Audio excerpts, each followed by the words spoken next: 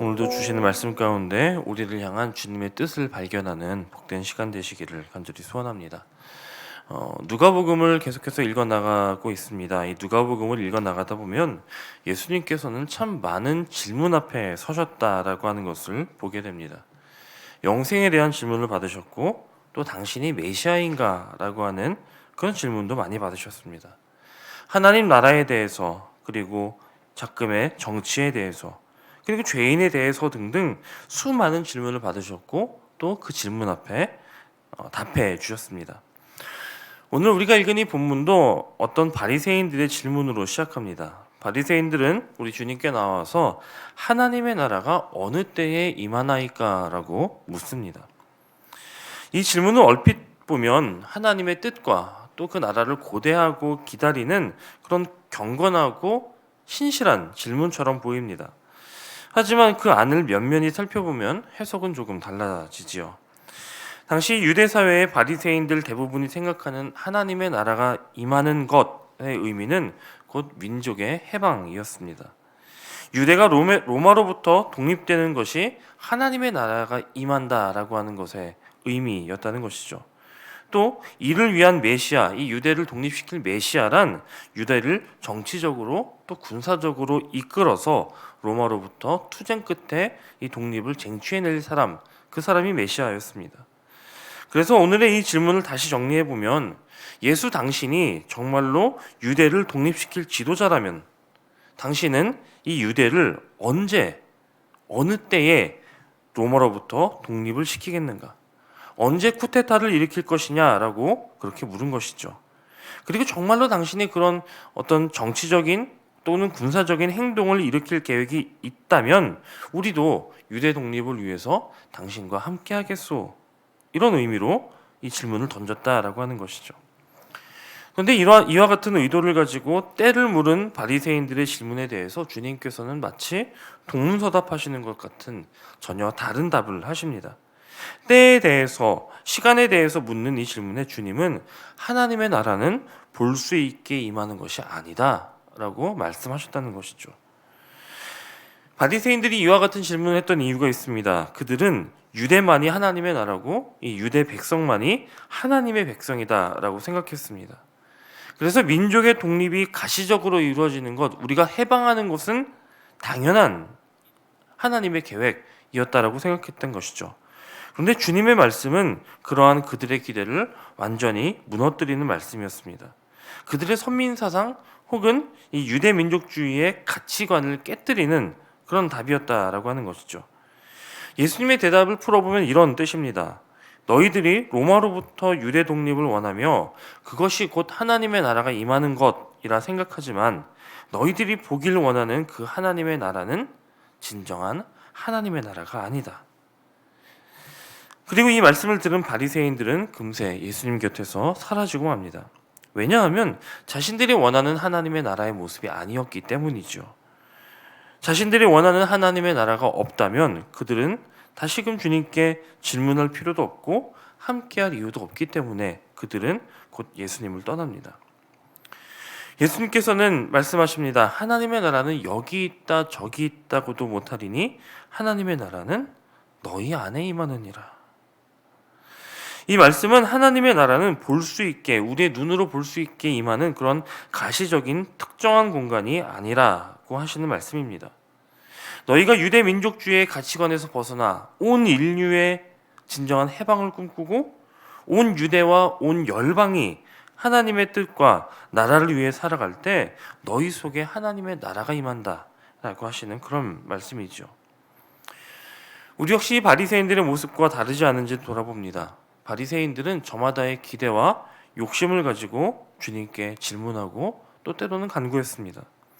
우리 안에도 우리의 이익과 욕심을 위해서 주님께 이런저런 것을 간구하고 또 아뢰는 그런 모습이 있다는 것이죠. 하지만 주님의 나라와 상관없는, 하나님의 나라와 상관없는 간구는 오히려 주님을 괴롭히기만 할 뿐입니다. 바리새인들은 주님의 이 대답을 듣고 실망하며 돌아갔을런지는 모르지만 이 말씀을 나누는 우리는 그들의 잘못을 반복해서는 안 될 것입니다. 우리는 우리의 이익과 욕심만을 채우기 위한 간구를 멈추고 진정 우리 안에 하나님의 나라가 임할 수 있도록 온 인류와 열방을 위한 중보의 간구를 멈추지 말아야 한다는 것입니다. 주님의 말씀과 같이 하나님의 나라는 어느 특별한 때에 또 어느 특별한 공간에 임하는 것이 아닙니다. 하나님의 나라가 어디에 있어서 그곳으로 가기만 하면 되는 것이 아니라 우리가 직접 이루어 나가야 한다는 것입니다. 하나님의 나라란 내가 하나님의 다스림을 받고 또 하나님의 뜻을 이루어갈 때 그런 우리 안에 임하는 것이고 바로 그곳이 하나님의 나라가 되는 것입니다. 한마디로 하나님의 나라는 어떤 시간적으로 혹은 공간적으로 고정되지 않는 그런 특성을 가지고 있다라고 하는 것입니다. 우리가 하나님 앞에 겸손히 우리를 내어드리면 그 안에는 하나님의 생명이 살아 숨쉬는 하나님 나라가 임하게 되는 것입니다. 우리 속에 심겨진 진정한 하나님 나라는 하나님만을 높이고 하나님의 뜻과 그 나라를 이루기 위해 움직이는 것입니다. 그리고 그러한 나라를 세우고 또 그러한 나라를 확장시켜 나가는 것이 바로 우리가 받은 사명일 것입니다. 이런 우리의 사명을 이루기 위해 우리는 항상 고민하고 질문해야 합니다. 우리 마음에 드는 어떠한 생각이나 어떠한 소원이 진정 주님을 위한 것인지 아니면 나를 위한 것인지, 오늘 나의 삶의 행동이 나의 이익을 위한 것인지 아니면 주님의 이름을 위한 것인지를 끊임없이 고민하고 질문하며 또 스스로를 반추하고 서로가 서로를 조명해 줄 수 있어야 합니다. 그리고 그로써 우리 서로 안에 있는 그 하나님의 나라가 점점 확장되어지도록 우리는 서로를 도와야 합니다. 이처럼 우리가 서로를 통해 하나님의 나라를 넓혀 나가는 그런 일꾼들이 될 수 있기를 바랍니다. 내 안에 그리고 우리 안에 있는 그 하나님의 나라를 이루기 위해 서로가 버팀목이 되어주고 또 그로써 내 안에 있는 우리 안에 있는 그 하나님의 나라를 성장시키고 확장시켜 나가는 그런 저와 여러분이 되기를 간절히 소원합니다. 물론 우리는 우리 안에 임하는 하나님 나라를 믿는 동시에 그리스도께서 다시 오심으로 인해 세워질 그런 하나님의 나라를 믿습니다. 어떤 이들은 그때를 이 땅의 종말로서 대격변이 일어날 것이다 라고 예상하기도 하고요. 또 어떤 이들은 하늘에서부터 문자 그대로 새로운 나라가 천년 왕국이 임할 것을 말하기도 합니다.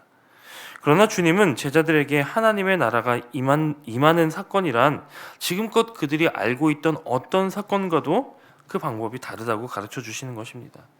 그러자 제자들은 다시 묻습니다. 우리가 때도 모르고 방법도 모른다면 장소라도 알려주십시오. 그러자 예수님은 그 장소 역시 알 수 없다라고 말씀하시고 지금 필요한 것은 오직 주님의 때를 기다리는 그 자세, 삶의 태도이다라고 말씀하시죠. 다시 말해 주님이 다시 오실 때가 언제인지 그곳이 어디인지 어떤 모습으로 오실지가 중요한 것이 아니라 우리가 하나님 나라를 정말 꿈꾸고 소망하고 기다린다면 우리는 이러한 태도를 가지고 주님을 기다려야 한다. 그렇게 말씀하시는 것입니다. 예수님은 제자들에게 때가 이를 것이다 라고 말씀하십니다. 하나님께서는 이미 다니엘서를 통해서 주님의 재림과 함께 영원한 하나님의 나라가 시작될 것이다 라고 약속하신 바 있습니다. 그렇기에 주님의 재림은 하나님의 계획과 섭리 안에서 반드시 이루어질 것입니다.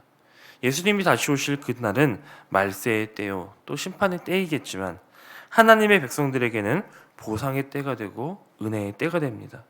우리는 이 때를 준비해야 한다는 것입니다. 그렇다면 주님이 말씀하시는 그 준비의 자세는 무엇입니까?